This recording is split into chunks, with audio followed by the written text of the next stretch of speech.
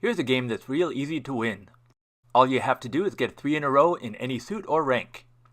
But that also makes it really easy for your opponent to win too. It's a variation on tic-tac-toe that I call Tic-Tac-Rock. Here's a quick look at the basics. Each player gets 3 cards.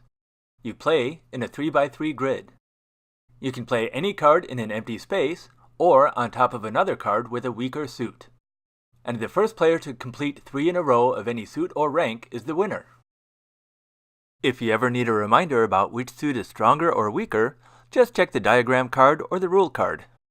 I'm going to start with an easy version first, just to cover the basics, and then I'll get to the more complete versions. For the easy version, remove all of the water and lizard cards.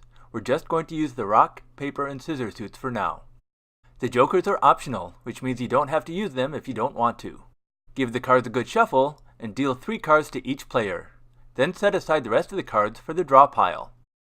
I'm dealing for 2 players here, but you can play this game with 3 or 4 players if you want. The goal is to get 3 in a row in any suit or rank, across, down, or diagonal. So instead of playing only X's or O's, all of the players are playing all of the suits and ranks at once. The player to the left of the dealer goes first. They can play any card from their hand face up on the table. This card represents the middle square of the tic-tac-toe board. So you don't actually need to draw the board, you can just imagine how the other spaces go around that middle card. After playing, draw a new card from the top of the draw pile. The next player can play any card from their hand in any of the spaces around the middle card. They can also play a card on top of a card that's already on the board, but only if their suit is stronger than that card. Right now, the only card on the board is the 7 of rock. The only card you could play on the 7 of rock is your 5 of paper, because paper covers rock.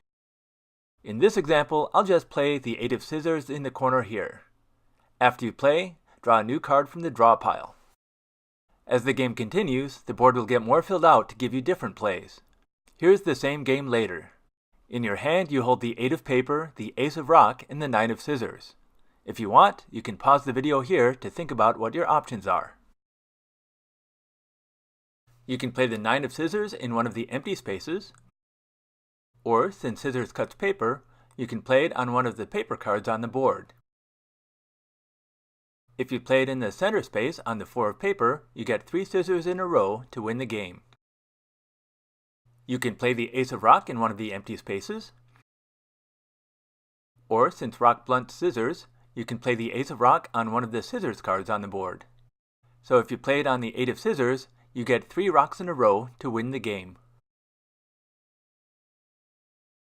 You can play the 8 of paper in one of the empty spaces, or since paper covers rock, you can play the 8 of paper on one of the rock cards on the board.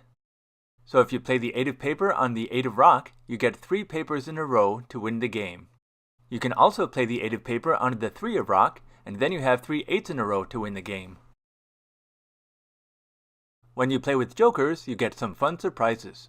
Jokers reverse the rock, paper, scissors rules. So you play jokers on a stronger suit instead of a weaker suit. So here you hold 3 jokers in your hand. The joker of rock, the joker of paper, and the joker of scissors. You can play the joker of scissors in an empty space, or since scissors is weaker than rock, the joker of scissors can go on top of any rock card.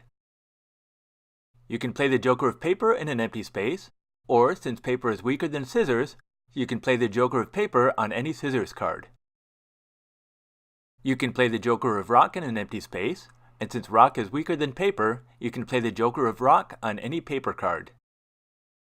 That means you can play the joker of rock in the center space on the 4 of paper to get 3 rocks in a row and win the game. Now here's an example where you already have jokers on the board. You can only play a weaker suit onto a joker. The 9 of scissors can go on the 5 of paper and the 4 of paper just like before, but it cannot go on the joker of paper because only a weaker suit can go on a joker. The 2 of paper can go on the rock cards just like before, but it can also go on the joker of scissors because paper is weaker than scissors. The 3 papers in a row can win the game. The joker of rock can go on any paper including the joker of paper. You cannot play the joker of rock onto the joker of scissors because the second joker does not switch things back again. If you play the joker of rock on the 4 of paper, you get 3 rocks in a row to win the game. 3 jokers in a row also wins. The game ends when any player gets 3 in a row of any suit or rank to win the game. And if you run out of cards and no one has completed 3 in a row, the game ends in a draw, just like in real tic-tac-toe. Now let's look at the full version. Use all 5 suits, and jokers are optional.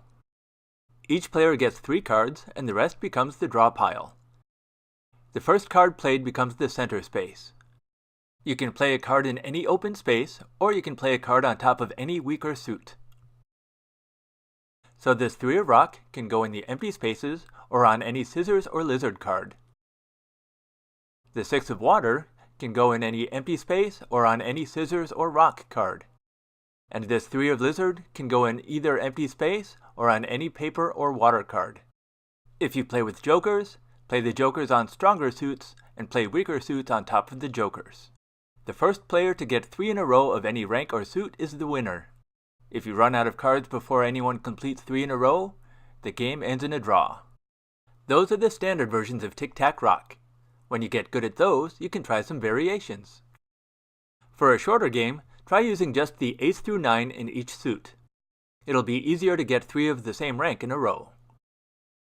For a quick start, the dealer can play 1 card face up as the center square after dealing to the other players. Try using X-ray vision.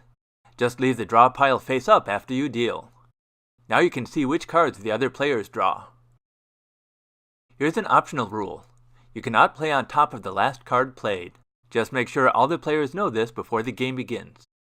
Deal in another friend or two for a 3 or 4 player game. An expanded version of Tic-Tac-Rock is Tic-Tac-Rock Collector. The game doesn't end when someone gets 3 in a row. You just keep going and try to collect as many 3 in a rows as you can. In this example, you can play the 8 of paper to get 3 8s in a row. Collect the set to keep for yourself. The cards left make 3 papers in a row. You can collect those too. If you leave it behind, another player can take it. This time the 8 of paper makes 2 different sets of 3 in a row. You can only collect 1 set, not both. After you run out of cards, whoever has the most sets in the end is the winner. The game might end in a tie. And finally, here's a game that you can only play with 3 people. I call it the 3-player challenge. Sort out the cards by suit. 1 player gets all of the rock cards, 1 gets all of the paper, and the other gets all of the scissors. You can only win if you get 3 of a kind in your own suit. The rest of the rules are the same, so you can only play on top of cards with a weaker suit. Since there is no dealer, you need a way to decide who goes first. Mix the cards in your hand, and then draw a card from the player to your left. The player with the highest rank goes first. If 2 players get the same high rank, the player who drew the stronger suit goes first. You can find the rules for this and lots of other games at jankendeck.com. Try some different variations, and then let me know which Tic-Tac-Rock variation do you like to play most. Do you like 3 or 5 suits? Jokers or no jokers?